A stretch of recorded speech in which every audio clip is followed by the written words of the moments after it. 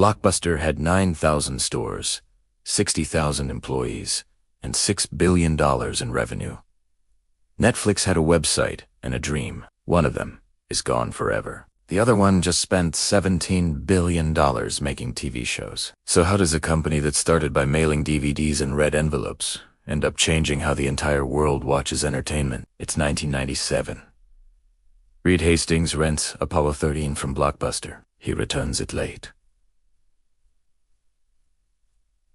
He gets hit with a $40 late fee. He's embarrassed. He's annoyed. And he starts thinking, why does renting a movie work this way? Why isn't it more like a gym membership? Pay a flat fee. Use it as much as you want. No penalties. He teams up with Mark Randolph.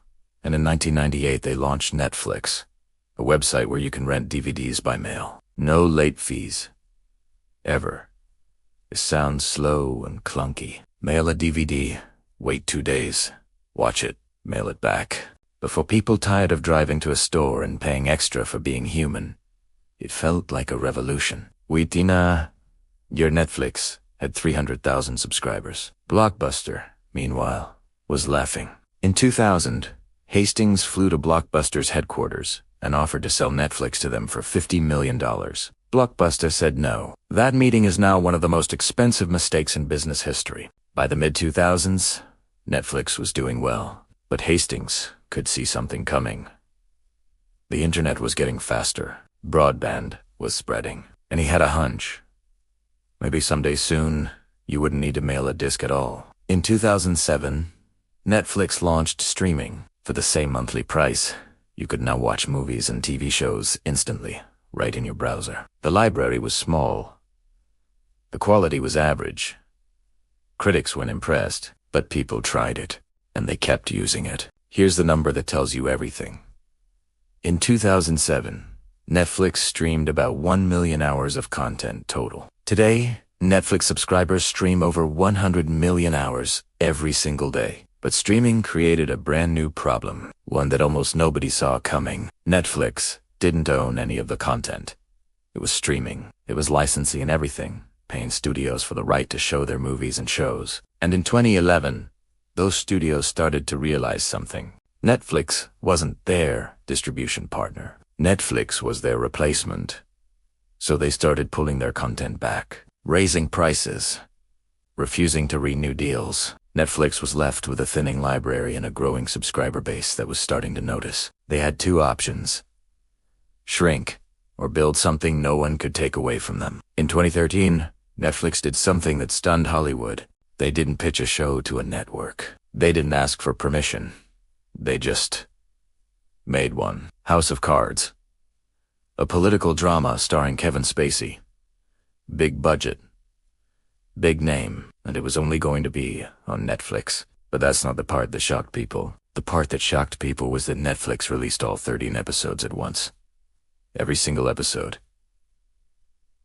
On the same day. No waiting a week. No cliffhangers designed to bring you back next Tuesday. Just, here's the whole season. Do what you want with it. Viewers did something nobody predicted at scale. They watched it all in one sitting, and just like that, a new word entered the cultural vocabulary. Binge watching. Netflix hadn't just made a show. They had invented a new way of experiencing stories. Hollywood didn't know whether to copy them or destroy them. They tried both. Netflix kept going. Stranger Things, The Crown, Squid Game, Narcos, Bridgerton, Ozark, show after show that people couldn't stop talking about.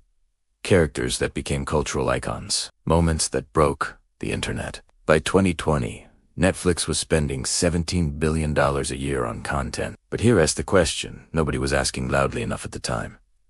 How are they paying for all of it? Netflix has a secret weapon. And it's not their shows. It's you. Every time you use Netflix, it's watching. What you click, what you skip, what you read, what you quit after 4 minutes, what you put on when you can't sleep. Netflix collects all of it. And it uses all of it. Before House of Cards was greenlit, Netflix already knew it would work.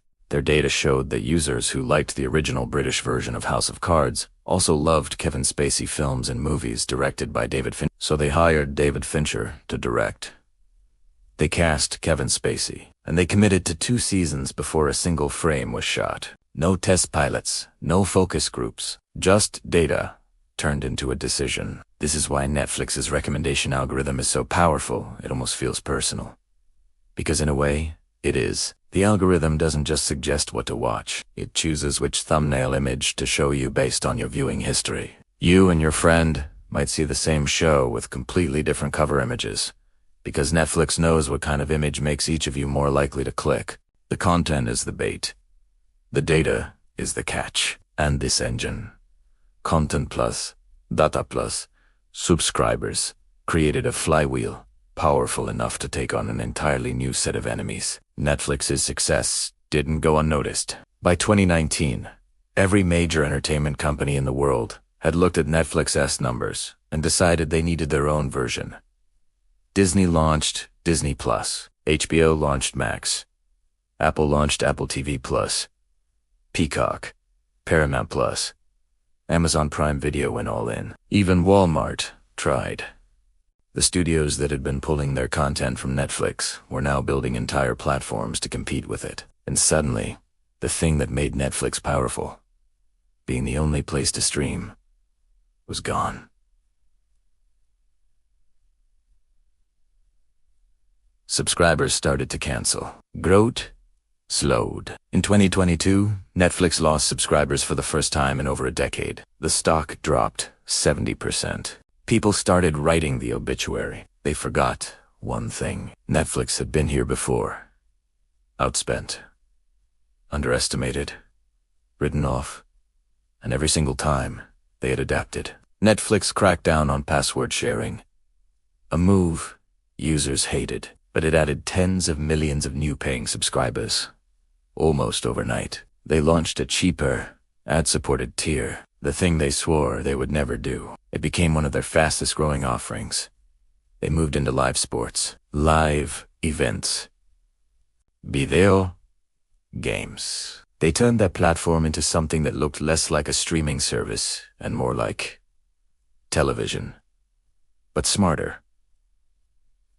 And the numbers came back. Today, Netflix has over 300 million subscribers in 190 countries. It's available in every nation on Earth except North Korea, Russia, and a handful of others. It is the most watched streaming platform on the planet, by a wide margin. Not bad for a company that started by mailing DVDs. Netflix didn't win because it had the best technology, or the most money, or the most famous content. It won because it paid attention to what people actually wanted, and was willing to change everything, over and over again, to give it to them. A flat fee, no late fees.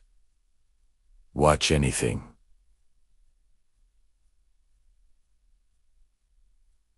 Watch it all at once. Watch it on your phone. Watch it anywhere in the world. Every one of those things felt radical when Netflix introduced it. Now they're just how TV works. That's what it looks like when a company doesn't just enter an industry. It rewrites the rules of it. If this got you thinking, hit subscribe. Next week, we're going inside the company that is now spending more on content than Netflix, and betting it can win the streaming wars from the outside in.